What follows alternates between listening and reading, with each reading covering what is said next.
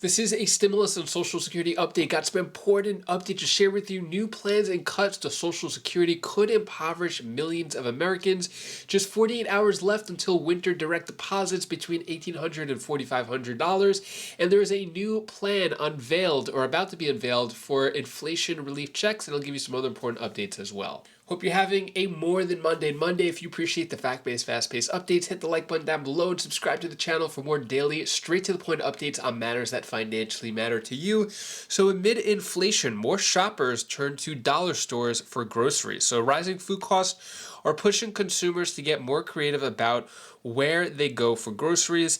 Discount dollar stores are becoming a key destination for affordable essentials, including perishable and non-perishable goods, according to a recent report, and savings experts shared their top tips to cut no matter where you shop. So I'm really curious. This is a dollar store right here, or Dollar Tree. What are your thoughts on that? Do you do your shopping at the Dollar Tree? Seems like every time I go in there, they're expanding their food, at least like the refrigerated food, the perishable food. Seems like they have actually a lot of food in that store and at a low cost. Are you shopping there? Let me know your thoughts on that.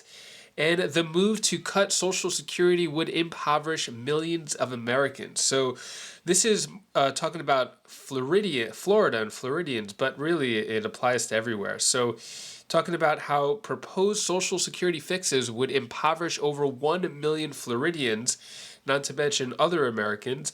This article should be required reading for retirees. Okay, so basically what's said here is for more than 1 million older Floridians, this federal retirement savings program is what's keeping them from living below the poverty line. And yet, there's a new push to cut it. Why? Well, because so-called experts and policymakers say that they fund the guarantees that the payments will be depleted by 2034 unless something is done. These critics also say that Social Security will be bankrupt because all the retiring baby boomers are now qualified to take their benefit. Couple that with the fewer numbers of workers supporting the fund, and voila, catastrophe. So talks about the potential cuts to it because I guess it maybe wasn't designed to have this many people draw from it, specifically baby boomers. But, although it was promised and people paid into it, it looks like there may or may not be cuts. We still don't know. There's talks about it, but no legislation introduced. Just constantly every day talking about the consequences of Social Security cuts and how it shouldn't be cut, but no actual legislation saying it will be cut. Just 48 hours until new bumper winter direct payments between $1,800 and $4,500 issued. Check the fixed date for payment. So this is Social Security. So benefits worth up to $4,555 will be sent out on February 8th. That's the maximum. So whatever you got last month, the first payment with the new COLA is what you're going to get this month of February 8th. If your birthday falls between the 1st and the 10th of the month. 11th and the 20th of the month, you get your payment on February 15th. And then for seniors whose birthdays fall between the 21st and 31st, the payment comes on February 22nd. So those are the latest dates when it comes to Social Security. Inflation relief checks. Governor Whitmer to unveil plan that would send rebate checks to taxpayers. So this is in just the state of Michigan. Governor of the state, Governor Whitmer, is supposed to hold a press conference talking about the details of new inflation relief checks going out to taxpayers in just the state of Michigan.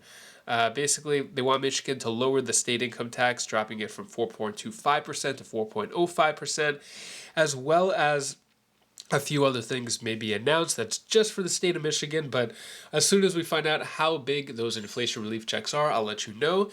And then the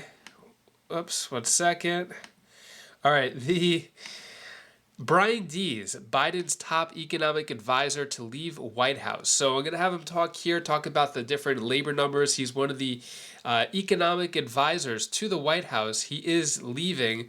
Not really sure why, but take a look. This is probably one of his last interviews. And bring down inflation. I spoke with National Economic Council Director Brian Dees and asked if he was shocked by today's number. It was a surprisingly strong headline number, and so certainly reinforces the strength and resilience of our labor market. But I think under the hood, there were a number of pieces that were positive and positive in what we want to see, which is this transition to more stable growth as well. I would point to labor force participation, that increase, particularly for prime age workers. We're now at seeing higher levels of participation, more people coming into the labor force. I think that's a healthy sign. And then, of course, on wages, we saw stable growth in wages, but moderation there as well.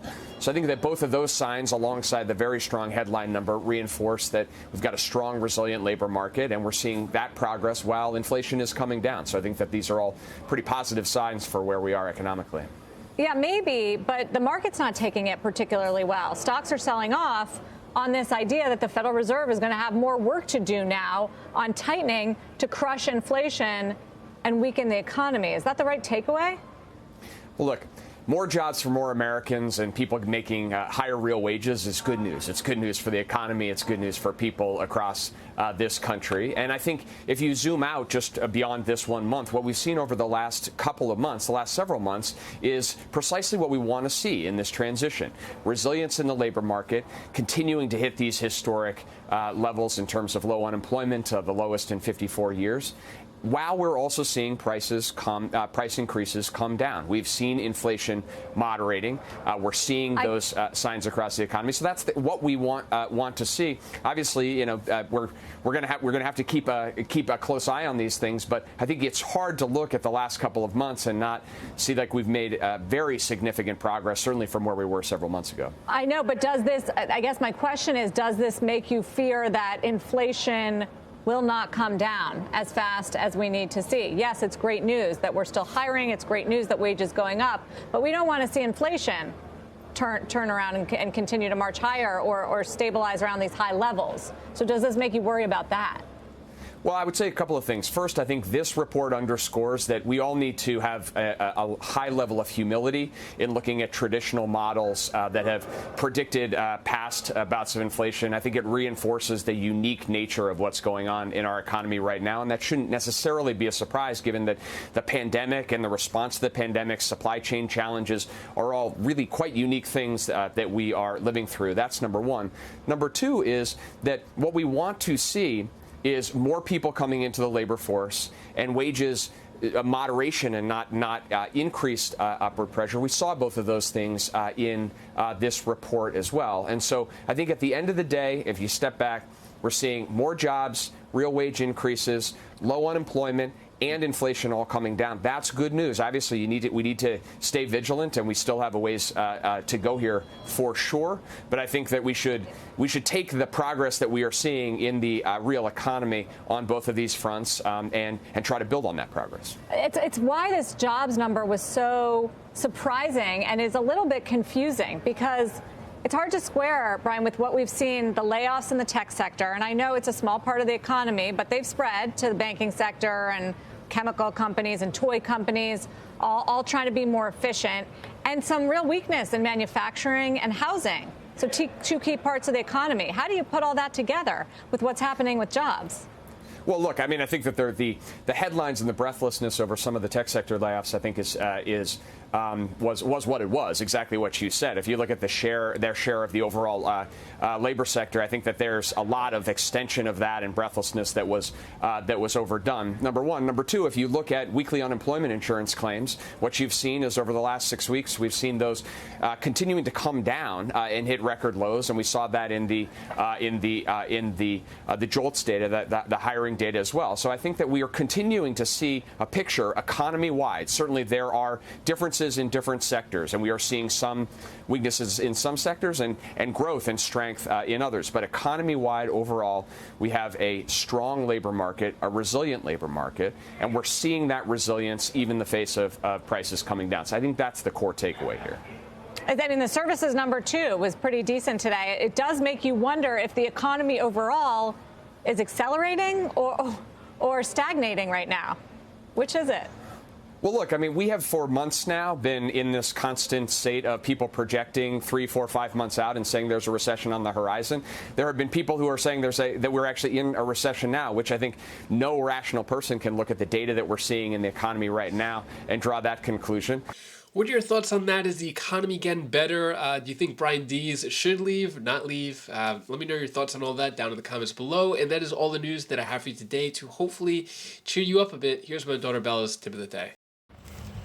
Hi guys, so my name is Bella. This is the tip of the day. If you make a mistake, then it's okay. You learn from your mistake, it makes you a better person. So it's okay. It's okay. We still love you. We like you a lot. Bye.